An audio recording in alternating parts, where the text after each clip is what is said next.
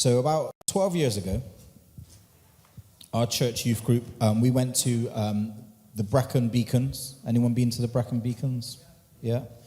And we went there in a sort of a what's called like a bunk barn. We had our young people stayed there. We had our youth leaders there, and what we did is we took some of our children as well. My kids came, and next door was like this play area. It's like this really cool play area. I've got pictures of Joe and Jess going down the slide. It's meant to be for kids, but they were there, and we were going up this big mountain, and Ben was, I don't know how old he would have been, maybe 8, but maybe younger than that, maybe 6, and I thought he might come up the mountain with me, but when he saw the weather, he was like, no, I'm going to go and play next door, which was he chose the right thing. But we went up this path to get up to the top of Penny Fan, which is the highest mountain in the Brecon Beacons, and it was wet, it was windy, it wasn't great weather, and so we started off on this journey, and as we're hiking up this trail, we were just getting wetter and wetter. We were getting colder, and we had a guy with us as well. He was really scared of heights, so that was fun to try and navigate. Because the higher you got, it got high, and it's quite a look down, and we were trying to navigate that. Joe was with me. Joe's my only witness, I think. That's still here today. So yeah, you can go and speak to Joe about. He might need prayer after because I'm bringing all the old wounds up about this trip, but. Yeah, we went up, and the stronger we got. Anyway, my mum was with me, not because I need my mum to go up a mountain. Well, I do need my mum to go up a mountain, but because she does it professionally. So I was like, right, if we're going to do this thing, like, we better do it right. Because I've tried it a few times before on my own and nearly killed people. So I thought, okay, I'm not going to be a very good youth leader if I don't bring all the youth home. So I asked my mum if she could do this. So she planned the route up and worked out how we were going to get up there and all that kind of stuff.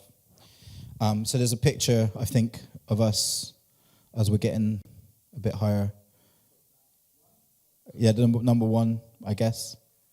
I don't know. I'll tell you if it's wrong and then fire you. What do you mean it doesn't work? You got to eye it. You got to put an eye on it.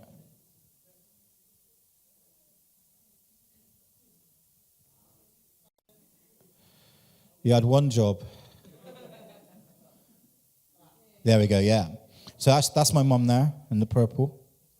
There she is. Okay, and that basically what had happened is we got so far up this mountain, and we were soaking, there was crying going on, mainly from me and Joe. But we were getting up there, and it was just horrible. The weather was horrible. You couldn't see anything. Anyway, we get to this point here, and it's like a dip in the mountain. So up until this point, we're walking along the side of a mountain, so it's kind of quite protected. But we get to this bit, and there's like this obelisk, this stone thing that's up there. And we get to this point, and the wind is just like going through like miles an hour, like ridiculously fast and powerful. And we're just like blowing away, and it's horrible. We're getting cold, smacking our face with the wind and the rain. And it was like, what are we going to do from here? And my mum made a decision, like, we're gonna go back down now. We're going to go back down the other side, and we're not going to make it to the top today because it's too dangerous. So at this point, so there's a picture, next picture, just show that we're at the stone thing. There it is. Look, there's this stone statue. And it doesn't look like it's windy, but I don't even know who this guy is. I can't remember. Oh, maybe that's Danny. I was trying to work out who this guy is. Anyway, you can see by the wind, his coat is blown up with, like, puffed out. The wind was, like, crazy. And we're in this really, really, like, terrible spot. Like, we've kind of been half protected by the mountain. Still getting wet, still windy, but we get to this point, and the wind is just coming through like a wind tunnel. It's, like, crazy. And we're getting blown about. There's, like, this girl, young girl called Megan. She's not young anymore, but she was like a kite. Like, if we didn't hold on to her, she was blowing away. We had to kind of bed in, get close. Like, It was horrible. We couldn't eat our lunch because it was so wet. Like, it was being pointless. It was just difficult. We'd all packed our lunches. We'd all actually made lunches in the morning, ready to go. Oh, we'll get to the top. We'll all eat together. It'd be great.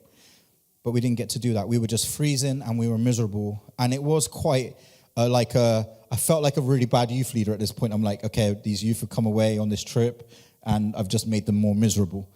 As opposed to getting to the top of a mountain and achieving something. It was actually just not a great experience.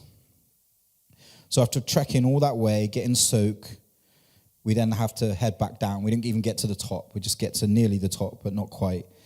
And we have to head back down the mountain. No lunch. That was the thing that bothered me the most. And then my mum takes out this sheet, right? She's got a bag, and she just takes out this sheet. And she says, everyone grab an edge. Everyone get an edge of it. And we were like, okay. But it was quite big, but we were like, but blowing. Obviously, the wind was blowing hard. And she's like, hold tight, don't let go of it.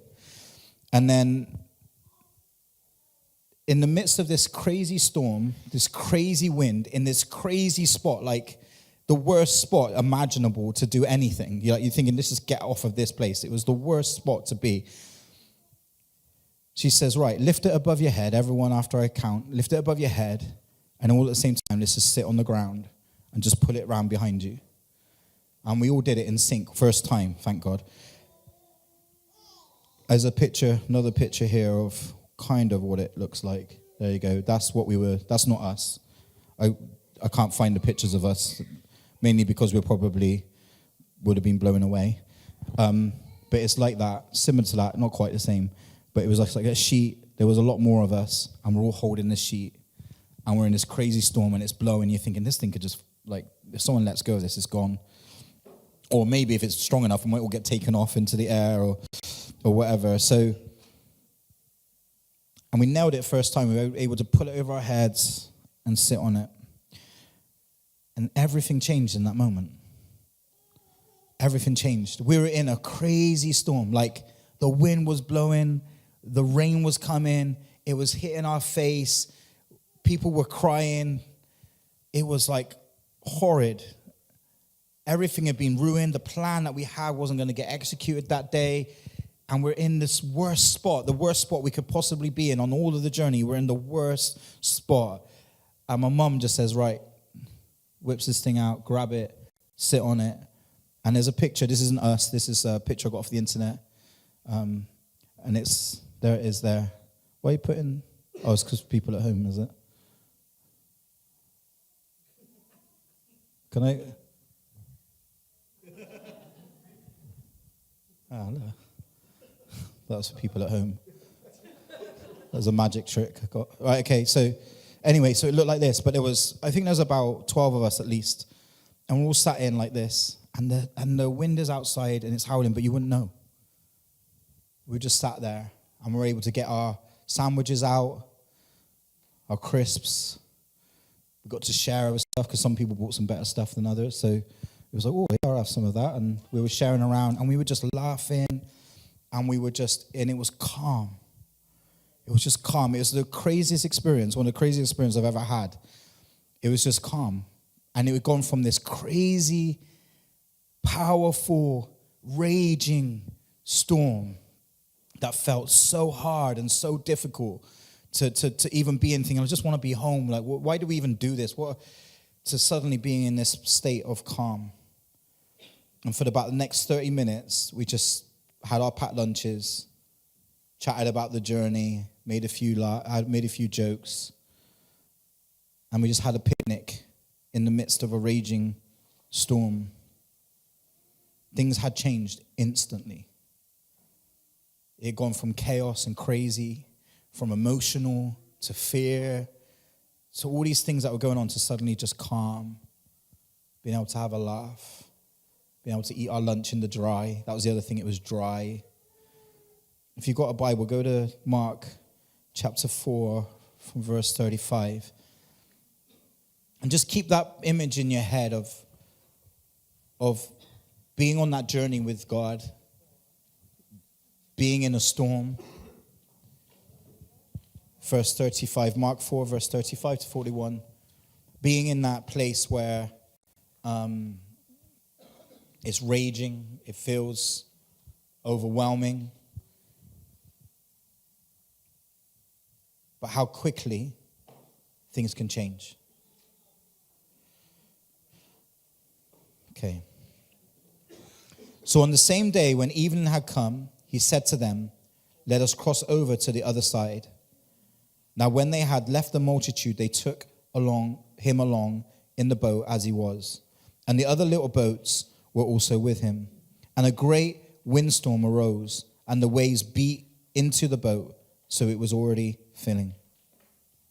Now, the windstorm would have felt like a hurricane. The disciples were fishermen. They were used to this wind on this sea. It was renowned for storms. In Matthew, it says that it suddenly arose. It just appeared suddenly. It came instantly. This tempest arose. And church, we can be on a journey in life. Hopefully, we're with Jesus. But out of nowhere can come a storm. Out of nowhere. Like not pre-planned, not something you see on the horizon, just arrives. Something can happen. It can happen in your everyday stuff. It can, just stuff that happens at home. Just a storm arises. You're like, what? Well, how have we got here today? What's happened? This wasn't part of the plan. But it can also happen in situations, maybe with work. Maybe people can lose their jobs, and it's instant. You suddenly go in one day thinking everything's okay, and next minute you're like, I lost my job today. A storm can arise at any moment. Maybe you get a diagnosis. One minute you're fine, the next minute you're not. A storm can arise instantly. It can come, and we can be walking with Jesus. Jesus can be in the boat with us, but these storms are still there for those that believe in Christ. Is that right? We're not immune to them. We don't avoid them. They still arise, and they can arise. They can arise in an instant. Now, in both Matthew and Mark, it says a great storm or a great tempest. The Greek for great is megas. Wonder where we get the word mega from. Which means huge. It means something esteemed highly for their importance. A great moment, a great weight, something of great importance. A mega storm. They saw it great in the moment. They saw it in its magnitude, and they saw it in its importance. And the boat starts to fill with water. But he was in the stern, asleep on a pillow. That's Jesus. This hurricane-like storm arises out of nowhere. Water starts filling the boat, but Jesus is asleep in the stern, asleep on a pillow.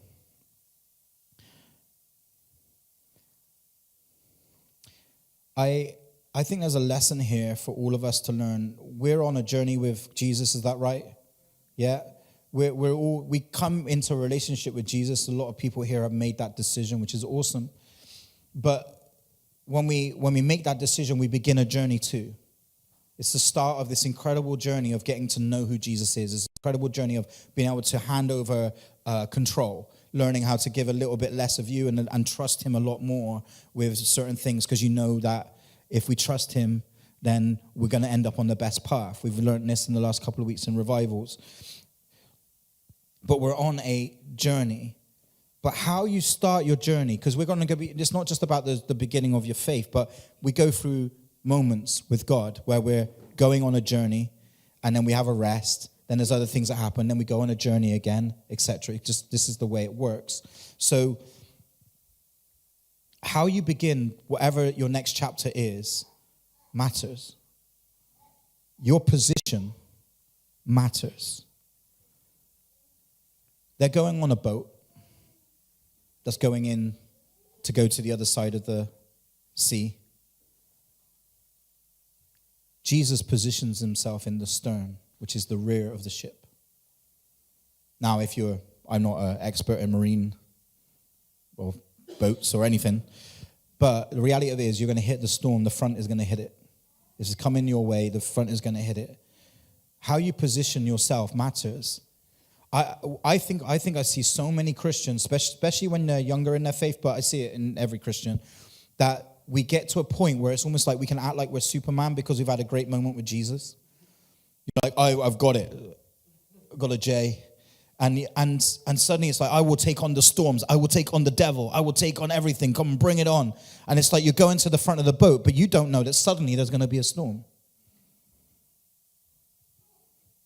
Jesus positions himself in the stern. And it doesn't mean that we always have to be at the rear of the boat.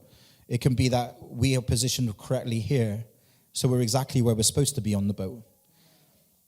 Because you can handle a storm if you're ready for the storm.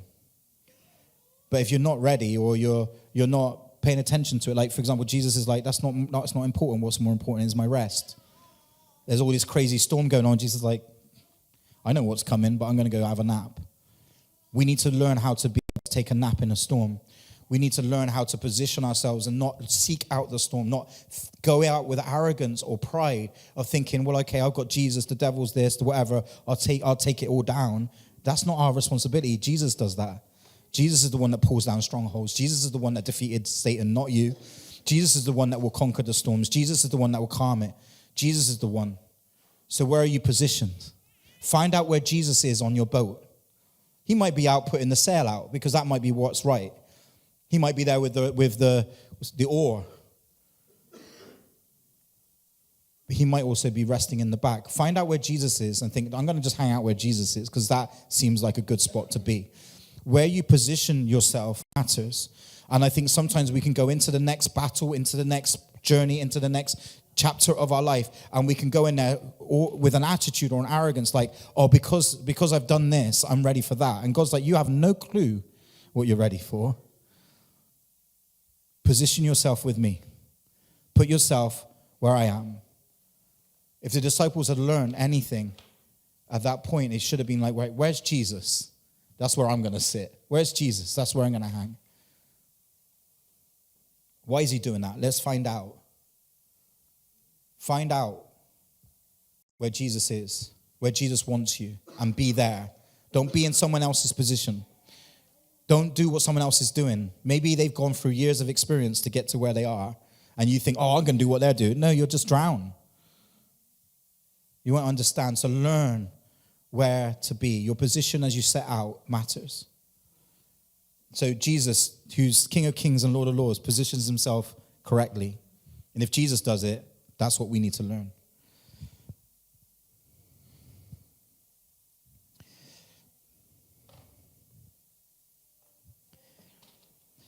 The stern of the ship was the back of the boat, and Jesus was likely able to sleep under a section at the back. And just for extra comfort, he had his pillow with him. So that was cool. I like to take my pillow with me where I go, so I feel like I'm be like Jesus. Jesus got in the boat. And there's this really weird bit in my Bible. It says they took him along in the boat as he was. I feel like God wants you to know that you've got to get on the boat. If you want to move forward, you've got to get on the boat. If you need rest, you've got to get on the boat. If you feel overwhelmed, you've got to get on the boat. You see, Jesus was tired. We know this because he's asleep. We also know that he's not long given out the Sermon on the Mount. It's a huge sermon. He's been around the multitudes. He's been around people that have needed and taken and learned and asked questions. He's been drained of this stuff. And so he's looking for a place of rest. He's vulnerable at this point. So he comes as he was. We need to get on the boat no matter what. Like, we need to be in the boat, not like, oh, when I've cleaned up, I messed up this week, but I'm not going to get on the boat because I need to go and sort some stuff out first, get some housekeeping taken care of. No, you need to come as you are right now. Get on his boat. Make sure that you're on the journey with Jesus. Make sure he's on your boat. But you need to be on the boat for progress to happen. You need to be on the boat even to rest. So you see, Jesus is resting on the boat. You think, oh, that's crazy. That's not where I would have my rest. I'd have my rest up on the mountain. I'd have my rest down. I'll knock on someone's door. Jesus must have had connections. We can hang out with these people. But instead, what he does, he says, I'm going to sleep on the boat. That's where I'm going to get my rest. You need to be on the boat. You need to make sure you get on the boat. Not, I will do it. I will be available when. No, you need to be available now. You need to be where God wants you to be now. You need to choose to get out of the me. How is it going to, I'll fix me, because we can't do that. I'm going to, when things are a bit more cleaner or clearer, then I'll do it. No, as he was tired, vulnerable, drained, he got on the boat. And we need to be like Jesus. We need to get on the boat no matter what our situation, no matter what our condition is. We need to continue on the journey. It's when we stop going on the journey with Jesus and we start trying to say, I'm going to do it this way, and then I'll get on there later. The boat's not there anymore. You've got to wait for God to bring it back.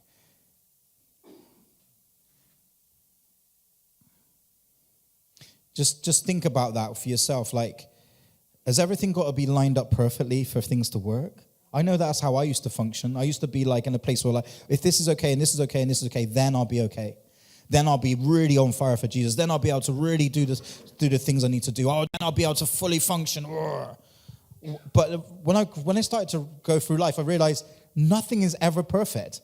There's always going to be a niggle in your life that's not functioning. And if you're allowing those niggles to be in the back of your mind, saying, well, that's not working, that's not working, that's not working, that's not working, you'd be like, yeah, but this is. No, but this one isn't.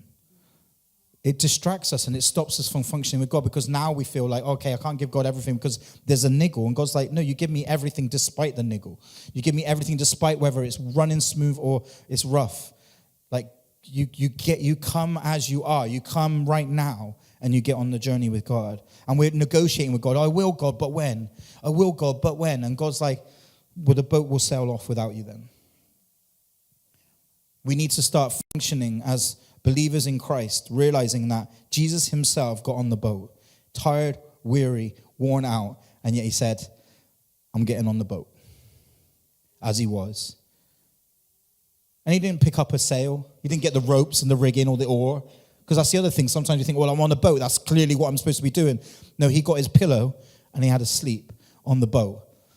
You need to start functioning with God and learning that just because you're in a position like a boat does not mean you need to do anything has anything to do with the boat. Where do you need to be? Where's the right place to go right now? Jesus is like, right, I'm going over there. I'm taking my pillow and I'm going to sleep. You can rest in a place of works. Do you know that?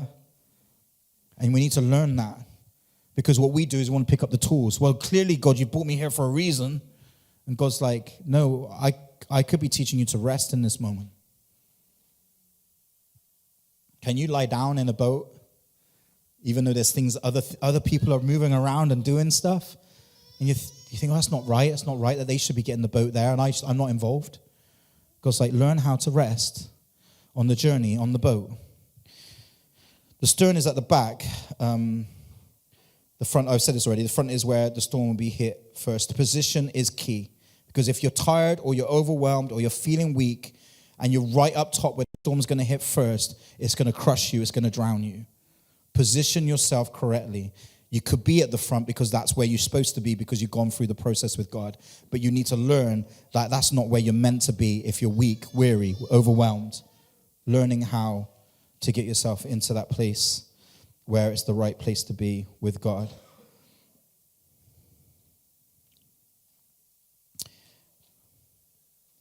Okay, here's another thing. Jesus was sleeping where it's likely that the nets would have been stored. So you kind of got a position. It's a fishing boat. It's not a huge boat, but in ancient Israel times, Jesus' time, the boat would have been like this. This is the back. And there would have been a piece of wood here, and Jesus would have been under the piece of wood. But normally what would happen is the nets would have gone under there. That's where they were stored.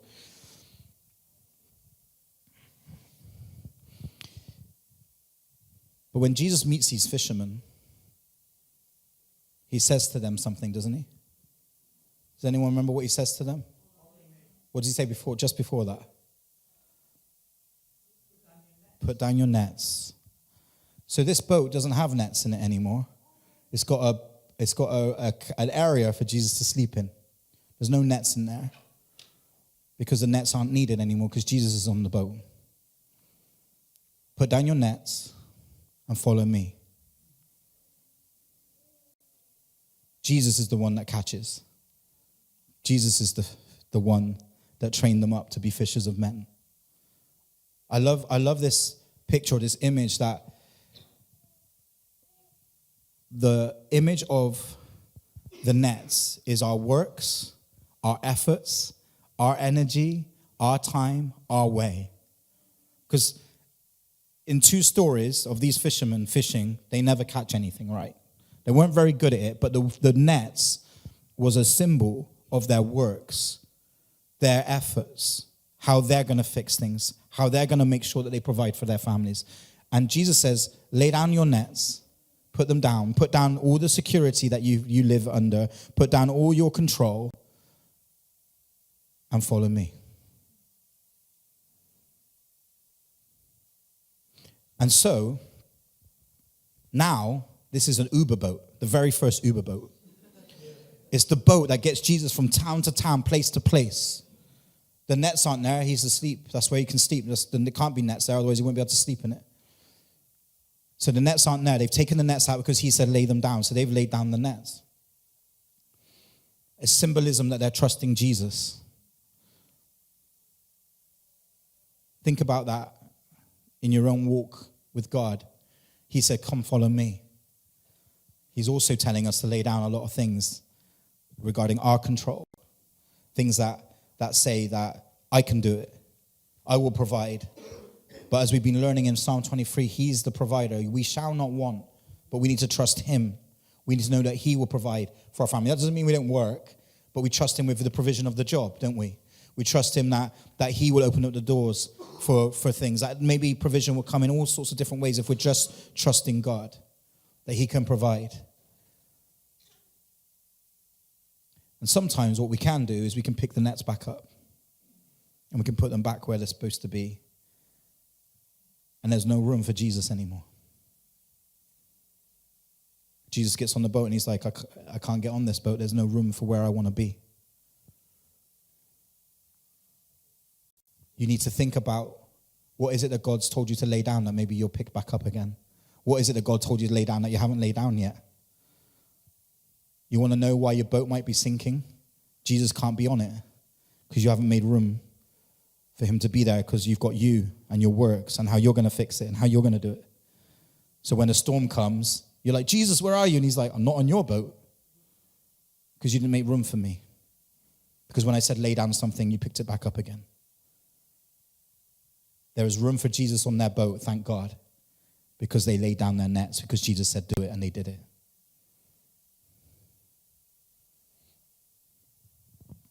So many people today love the idea of Jesus saving them. Maybe they love having a religious feeling that they're okay because of Jesus, and they've got baptized, and now they feel like they're doing all the right. Okay, I've done all the right things religiously. But we're meant to be laying down our lives. That's what the nets represent, and following him. Not just saying I'm religiously saved. Not just saying I'm ritualistically saved. Not just saying I'm saved, Jesus has saved me, and that's enough, that's great, that's fine. But understanding that he's saying, lay down your nets, lay down you, lay down your control, lay down your old life, lay down everything, and follow me. And to do that means there has to be room on the boat for the journey for him to be on. Because you will hit storms. Storms will come.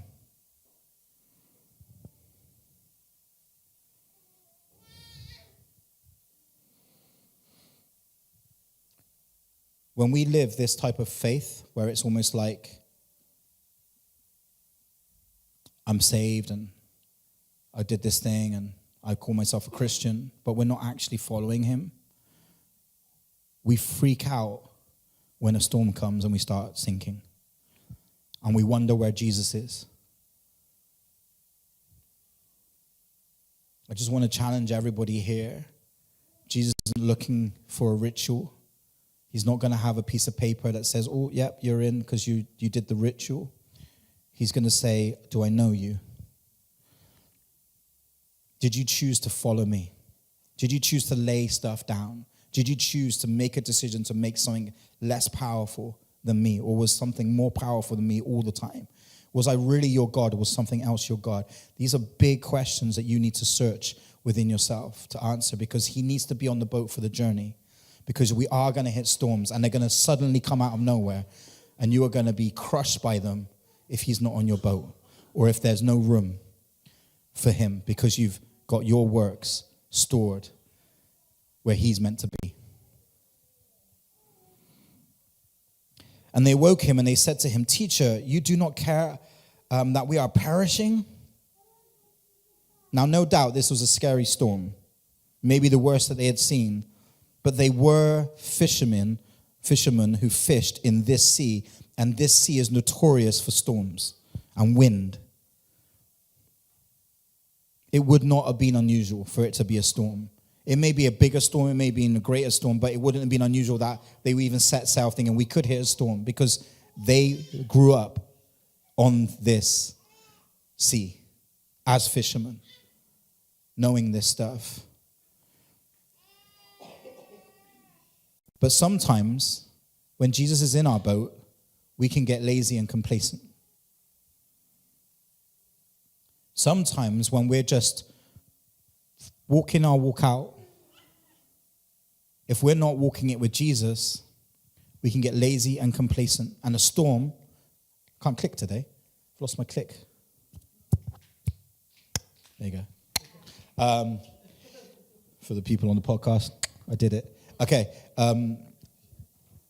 But yeah, actually, like, if we get lazy and we get complacent, then we can fall in the trap that Jesus will always do the things the way we expect. That we're wondering, well, hang a minute, why is this storm happening? This isn't part of the journey. Jesus is on the boat. If Jesus is on the boat, there's going to be zero storms, clearly, because we got complacent. And that's another thing to think about. Maybe you've got over the hurdle that Jesus is on your boat. That's great. Well done. But now, because he's on your boat, you're letting down your guard. Maybe now he's on your boat. You're now thinking, well, okay, I know Jesus is there. I know that he can do anything. Well, I'm just going to, everywhere I go, I believe it's because Jesus wants me to go that way. And Jesus is like, no, you got to listen to me. I'm only here because Jesus wanted me. No, you're here because you chose to be. I'm only on this app trying to hook up with this person because Jesus obviously clearly let me know, no, you did that. And now you got to undo it. And it might be a bit messier. So understanding that we can get complacent and we can start to form Jesus in a certain way that says he works for you rather than you follow him. So when storms come, we get freaked out. We don't understand, like, what kind of, it must be something, like, maybe it's something I've done, but probably something God's done, to be honest. I think God's, and then we start picturing a picture of, like, oh, God's not very nice. I don't think he's a very nice God, and you're like, no, the storm was coming anyway. The storm isn't because of God. The storm is because it's there, it's coming, it's on the way. The reason you're struggling is because Jesus is not in your boat, or you've forgot he is in your boat. You've got so complacent that you've stopped trusting God.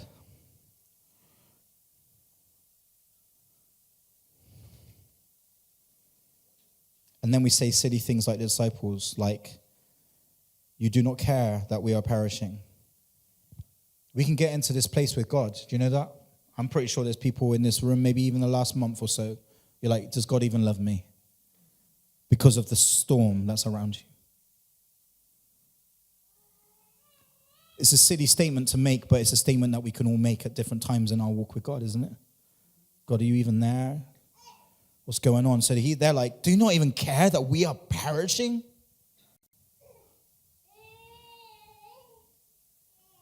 These things are things that we say when Jesus is not where he's supposed to be, or we're not trusting that Jesus is where he's supposed to be. Now, two things are stated in here. One, you do not care, and the other one is we are perishing. Both of them are untrue statements. They're making a statement that's not really true. Like, no, he does care. And two, you're not perishing because Jesus is on your boat. And if you listen to him, which they were really rubbish at doing, you hear and see that he's a promised Messiah. He's not going to go down with the ship. So as long as you're with him, you're going to be fine. There was promises to come. And there's promises for you too. So when we're sat in places where the storm is raging and it feels so hard and difficult to overcome, You need to know that there is a calm on the way, that there is a promise on the way. God's given us a hope and a future. Is that a promise of God? So the statement they're making is not even true. That statement's an Old Testament scripture that they would have known. That he's come to give us a hope and a future. That he does love us and he does care us and he has this amazing love for us. And yet they have allowed the storm to warp their interpretation of even who Jesus is in that moment. And you've got to be careful to make sure you don't let your storms warp your interpretation of Jesus. That's what the enemy wants. That's what the world wants. It's to take your eyes off of Jesus, to get you to think, well, if Jesus really loved me, then this wouldn't be going on. That's not what Scripture shows us. Scripture shows us that in a storm, Jesus was on the boat. There's another story later on where Jesus is walking on water and they're in a storm. There are storms going on. Jesus dies on the cross. All of the disciples ended up being killed for their faith. John died of old age, but he actually died of his wounds probably because they tried to boil him to death. You see, like these guys went through storms. Storms existed following Jesus. Somewhere down the line, we've changed it and thought, no, now I follow Jesus, everything's going to be okay. That's not true. The difference is, if he's on your boat, there's a promise of the calm. So if you're in a storm right now, you should be encouraged that there's a promise of the calm. There's a calm coming to your storm. Verse 39, then he arose and rebuked the wind, and he said to the sea, peace, be still. And the wind ceased, and there was a great calm. Anyone know what the word for Greek for great is? Magus, yes, well done, or megas. Megas. Something esteemed highly for their importance, a great moment, a great weight, great importance. My question to you is, what is megas more for you? Which one is greater? Because there's a great storm, but there's also a great calm. A great storm, but a great calm. What is it when you look at and see and experience more? Is it the storm or is it the calm? Is the storm too great that you're unable to believe that a calm could even be on its way? What is greater? The message title today is, how great is your calm? Crazily enough, I'm going to sing for you in a minute, but crazily enough, that's not what's crazy. Don't need that kind of negativity, thank you, Karina. But crazily enough, Joab, the worship team, picked these songs that we've actually sung. He didn't know that, I didn't know that. But how do you sing your worship songs? Because I have conversations with people and you have conversations with people. I think we talk too much about our storm and not enough about how great he is. I just think we talk too much about, oh, what's going on today? Oh, let me tell you about my storm. How great is my storm? Sing with me. How great is my storm? And all will see how great is my storm. You see, is that what we sing? Is that what we sing? Do we sing that? We talk like it. That's the thing, we're laughing. But we talk like it. Oh, we do. Me included, we talk about our storms a lot.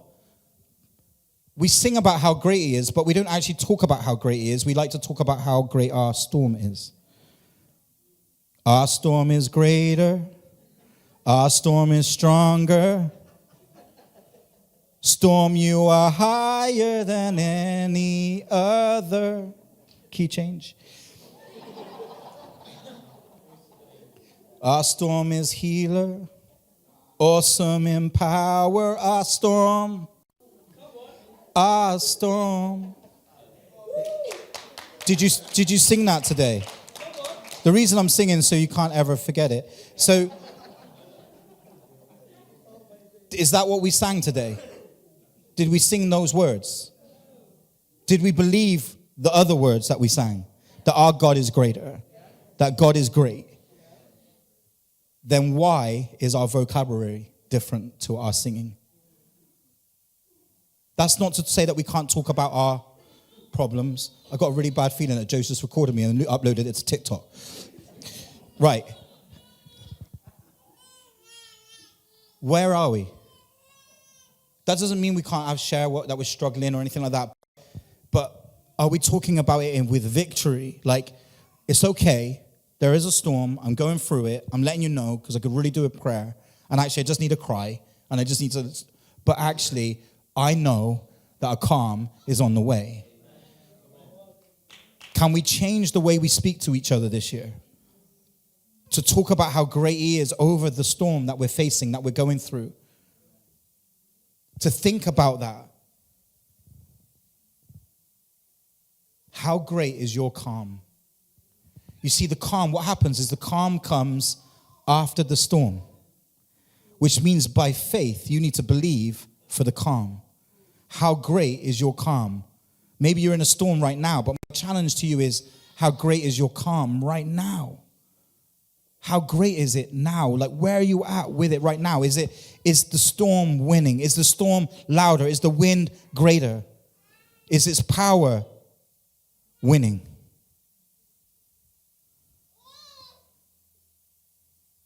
Are you able to see the calm before the storm, even though the calm comes after the storm?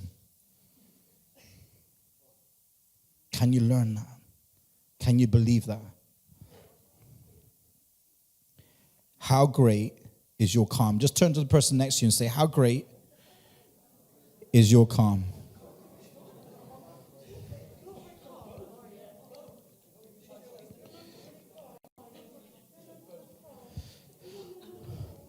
Verse 40, it says, but he said to them, why are you so fearful? How is it that you have no faith? And they feared exceedingly and said to one another, who can this be that even the wind and sea obey him?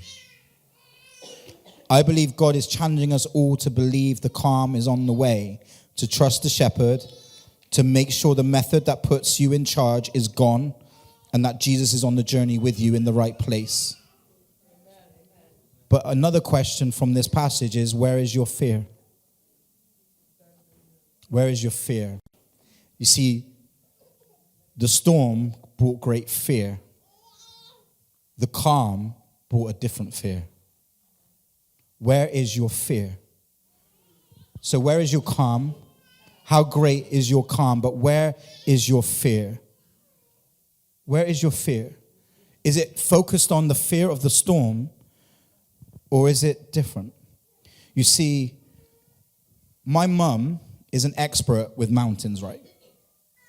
Now, like I said before, a couple of times, me and Ian, we went and took some young people up some mountains in our own strength, and we nearly died.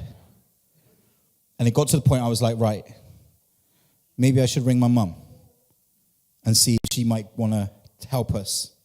So by the time we went on this trip, I was able to say, okay, I'm not really an expert at this, but she is.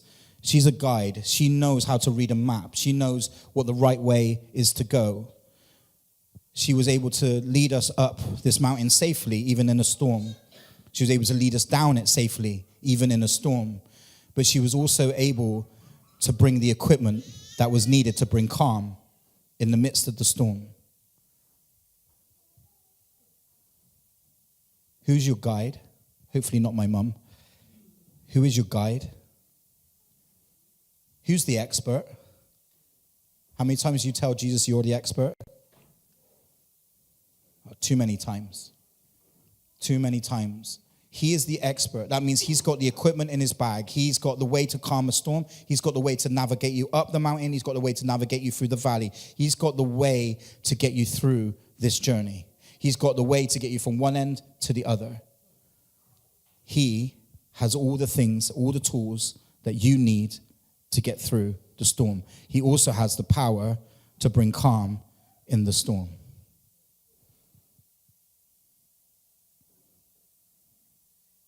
Now, I had no clue. Me and Joe had no clue that that was going to happen in that moment. We were up there thinking, man, this is miserable. And we got to get back down now. But a piece of equipment from an expert brought calm. Is Jesus on your boat? Because he's the expert. He's the one that carries everything that you need to get through. And when you need it, he will suddenly, because it's sudden storm, but sudden calm. And anyone that was doing the study last week in Psalm 23, it says that the oil is poured on to the sheep because the sheep are irritated and affected by the bugs. But instantly, all of a sudden, when the oil is poured on, calm instantly comes to the sheep. So just as quick as a storm can come, it's just as quick as it can go. Are we focusing on Jesus? Is he in the boat? Are we positioned where we're meant to be in that boat?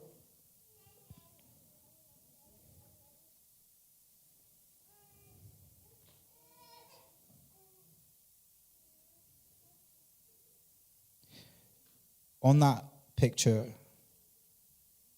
when we were in that dome, the storm's outside, but we're not even really hearing it. It's calm.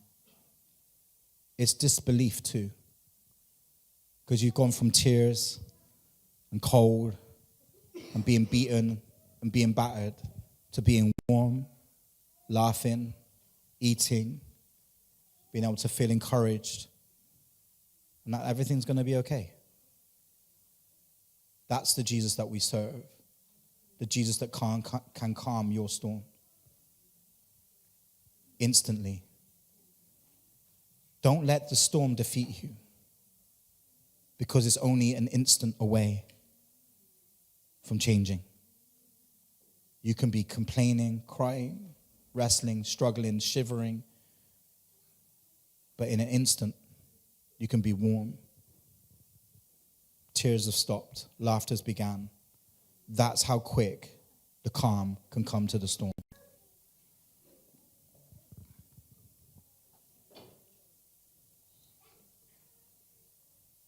You want to come up, Joab?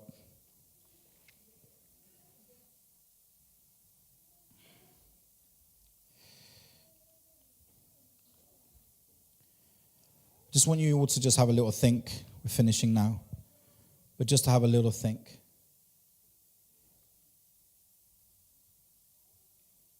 Is the storm raging in your life more powerful than God right now? Are the things that aren't working out winning? And if they are, is Jesus actually in your boat? Or if you go and check, you realize there's no room for him because you put all your strength, all your energy, all your effort, all your works, how you're going to fix it in the way.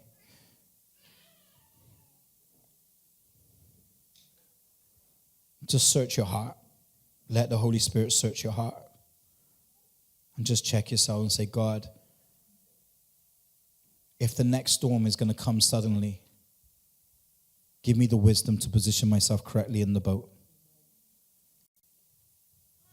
Help me, Father, to not fall into the trap of thinking I've got it all together, therefore I'm okay. And I can take on the whole world. We don't need to take on the whole world. Jesus has already done that.